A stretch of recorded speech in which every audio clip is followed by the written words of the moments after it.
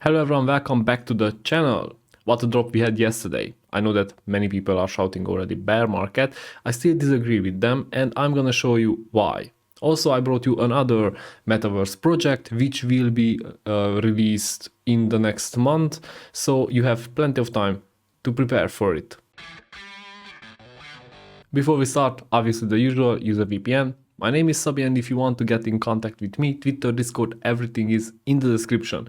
In the meantime, if you don't mind, press the like button, the subscribe button, because you help me a lot with it, and I'm truly grateful for that. We are at the Bitcoin price chart, and as you can see, we are at the 55,000. Yesterday we dipped down to the 53,000. Now this dip wasn't only the price action, it wasn't only a sell-off because people took profits. This dip was actually caused by some news, and those news are the new COVID variant. And as you can see, the new variant named Omicron appeared in South Africa, and they already seen it in Belgium and so on. Feel free to read about that. And this created some disturbance, but Bitcoin wasn't even hit that hard. As you can see, the German index fell 5%, the UK index fell again 5%, the SPX fell like 2 or 3%, which is huge for the S&P 500, and all around the world, the stock market, the indexes, everything felt it. Therefore, Bitcoin also is, since it's not yet a safe haven, when investors, and this is usually new investors, try to save their money, they still think that the fiat currency is better. You need to have fiat currency in order to be able to, stack up on supplies and buy, and therefore a big sell-off is initiated. And yeah, the assets price are dropping. But let's see where we are. So Bitcoin, as I tweeted yesterday, hit a very important support, and that is the support which is coming from the 29,000s. As you can see here, since July we are making higher highs and higher lows. Therefore, if you zoom out, it should be a very good price action. Now obviously we need to stay on this support, and this could be, let's say, a decision point where Bitcoin decides whether it wants to go to the 41,000 or to the 90,000. For the end of this month, since we are already on the 27th, I think Plan B's prediction of $98,000 for one Bitcoin is a bit out of reach. But yeah, we shouldn't be too scared, because if you remember in January when Bitcoin hit the 50,000 or 60,000, everybody was saying that Bitcoin will hit 300,000 in less than 1 month, and it didn't. So be careful with the too optimistic price targets. I think the 75, 90,000, it's still in our grasp. It's still gonna go up there, but it's not gonna happen in the next month. Now people are recovering. The fear and greed index is in extreme fear. Therefore, based on statistics and based on previous price movements, this might be a good buy-in or entry point for those who still don't have crypto, or for those who are watching to buy the dip. Ethereum was moving very nicely. As I reported, I think on Thursday, it broke this very important resistance, and then Bitcoin crashed. I mean, the whole market crashed because of this news, and now Ethereum is also trying to recover. From the 3900s, it came back to the 4,150, and we are still watching. Let's see what is happening.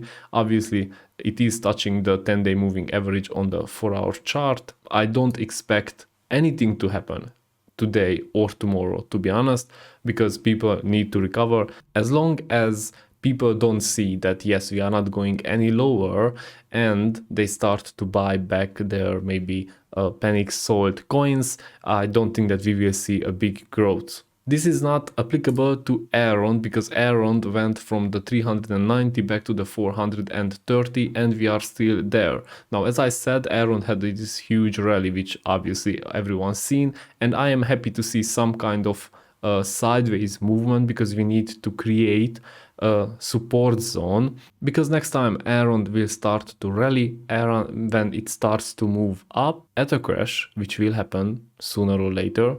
It's not really a question of if, it's a question of when. This zone might be able to catch the price. By the way, congratulations for everyone who won the Holoride lottery. I didn't win, so I was a bit sad for around a half an hour, after which I just started to focus on the fact that as soon as it's going to be listed, I will swap some USDC for Holoride. So I am pretty much excited for the project to be listed on the MyArtDex, and I do think that it will be a good project because it already has a real life partner. Therefore, I don't really think that anyone who missed the lottery lost a lot. Obviously lost something on the short term because, yeah, probably at the listing we make a 5 to 10x. That's what I'm expecting. After which it might go down a bit, as every project does, and from that point the building starts, and it will just go up, up, up, with obviously the price movements and the volatility which we experience at any projects. So I think Holoride for me is already a long term. So when I start to buy, I start to buy gradually. I will just build up my portfolio just to make sure that when the time comes to sell some, maybe take some profits, then I have enough to maybe generate from it some passive income, because that is my target now. I want to generate as many passive incomes as possible. Obviously that is a strategy from a longer time, and that is why we are building portfolios. And the trading itself, which is the day trading, it's not even that important. It's nice to have. We sometimes lose, we sometimes win, but the passive incomes, that is what I think is much more important to focus on. Let's go forward. I'm not gonna cover the other altcoins I have, but I will check one altcoin, and that altcoin is one of the base layers of the metaverse, and that is not else but Polygon, the Matic token. As you can see, Matic is at the 1.7, and we can't even say that it dropped. It didn't, and the reason is the metaverse. Metaverse projects are flying, growing very fast, making huge all-time highs, and Matic is one of the chains which they are built on. Therefore, I think Matic is very important coin to have. It's a very important coin to watch. And yeah, it will grow and it will just make new all-time highs as the Metaverse project continues. Now, the new Metaverse project which I wanted to talk about is Sidus. And Sidus is a very interesting one for me, because this is the kind of Metaverse project which is more like a game. But not only game, it's very decentralized as well. As you can see, you can have two type of tokens in Sidus. You can have one which is to buy and sell NFTs, to go on quest, to fight, so on, so on. And there is the other one which is for the Senate. Because as you can see, if you want to be part of building this full ecosystem, if you want to make sure that you are one of the many players who shape the future of the game, you will need Senate coins for that, and that is the governance token.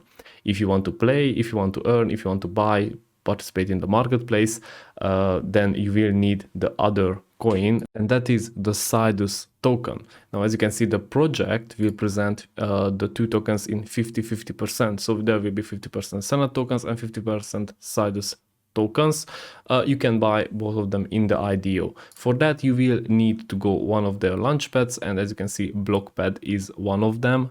Probably you saw my other video about Blocktopia. I know that I still owe you a bigger presentation about Blocktopia, but that project is very interesting, and I will make a full video about that, and just to tell you why I think it has a very big future. So thank you, Steven, for pointing me in that direction. Of course, you can use other launchpads as well: Ignition, Trustpad, SpaceSwap, Redkite, GameFi, CDFi, and I think Paid Network is also between them. So if you have coins staked in any of these launchpads, you need to go there. You have to check what is the requirement for the whitelisting. Obviously, the whitelisting is also some kind of a lottery, so you have to some kind of luck to enter the IDO.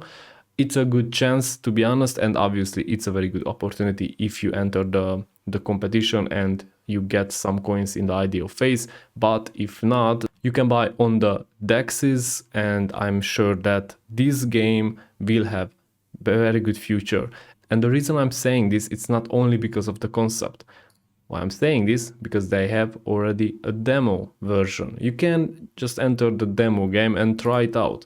And obviously don't expect anything, I don't know, with fireworks, because since this is a demo version, it's just gonna show you how you can play this game. I will make another video where I play the demo game, so I'm not gonna show you that because it's gonna be too long. So in short, this game is totally on NFTs. It will be governance by the players. You can create your own hero, and its look will be based on what you want it to do, how strong you want it to be, or how fast, or how brainy, how smart, because obviously if you want it to be smart, it will have a big head with a big brain.